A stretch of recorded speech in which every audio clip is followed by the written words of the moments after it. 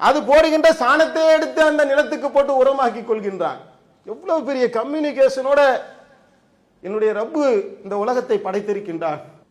இவற்றின் மூலமெல்லாம் ஒரு பயனை அடைந்து விட்டு நான் அந்த சூரியனையே வணங்குகின்றேன் என்று சென்று விடுகின்றார்களே, அதற்கென்று ஒரு பண்டிகைகளை கொண்டாடி கொண்டிருக்கின்றார்களே.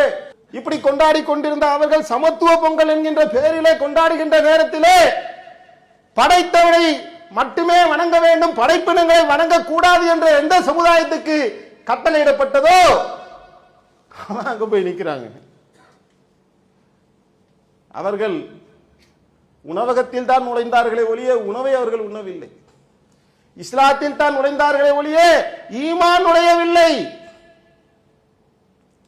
படைப்பினத்தை வணங்கக்கூடிய இடத்துல படைத்தவனை வணங்கக்கூடியவனுக்கு என்ன வேலை?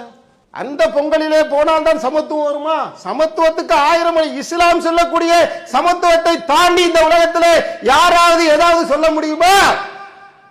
உங்கள் அனைவரையும் ஒரு ஆண் ஒரு பெண்ணிலிருந்து நான் படைத்தேன் என்று அல்லாஹ் சொல்லுகின்றான். இந்த சித்தாந்தத்தை கொண்டு போய் உன்னால் சமத்துவத்தை உண்டாக்க முடியாதா? கறியே சாப்பிடாத பியூர் வெஜிடேரியன் ஒருத்தன் இருக்கிறான். நான் குர்பானி கொடுக்கிற இடத்துல நீ இங்க வந்து என் மாட்டுக்கறியை உரிச்சாதான் ஆட்டுக்கறியை உரிச்சாதான் சமத்துவம் வரும் கூப்பிட முடியுமா? அது சமத்துவம் வருமா சண்டை வருமா?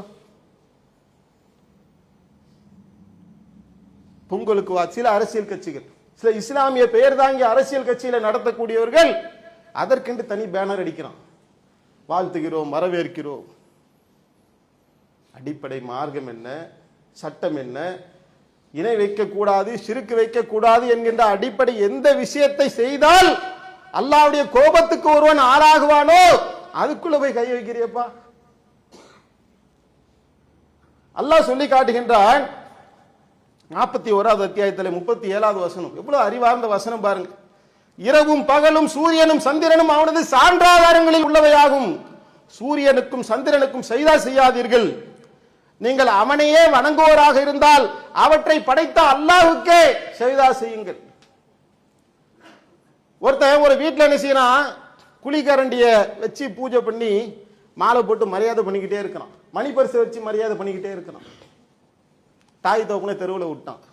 இன்னொருத்தன் வந்து கேட்கிறான், குழிக்கரண்டிய இவ்வளோ கண்ணியப்படுத்துறியப்பா, மணிப்பரிசை கண்ணியப்படுத்துறே? இல்லை, இந்த குழிக்கரண்டியில தான் எங்கள் அம்மா எனக்கு சோறு போட்டாங்க. அம்மா எங்கப்பா? அம்மா போட்டு போயிட்டாங்க. குழிக்கரண்டியில தானே சோறு போட்டாங்க.